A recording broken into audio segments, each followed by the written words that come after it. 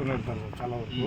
అది దాని గురించి మీరు ఎలాంటి దానికి టోకెన్ సిస్టమ్ అనేది మనం పెట్టుకుంటున్నాము. ఎవరైతే ఉంటుందో అంటే టోకెన్ మనం ఇస్తాము, వాళ్ళ చేతిలో మాత్రమే కత్తి ఉంటుంది. సో దానికి తగినట్లుగానే మనము వాళ్ళతో మన మెన్ డిప్లాయ్ చేసుకుని వాళ్ళతో మనము కంప్లీట్గా ఫాలోఅప్ చేసుకుంటూ ఉంటాము. సిమిలర్గా మనము కెమెరాస్ కూడా హై క్వాలిటీ కెమెరాస్ కూడా మనం పెట్టుకొని ఒక కంట్రోల్ రూమ్ని ఎస్టాబ్లిష్ చేసి దాని నుంచి కూడా మనం మానిటర్ చేసుకుంటుంటాము.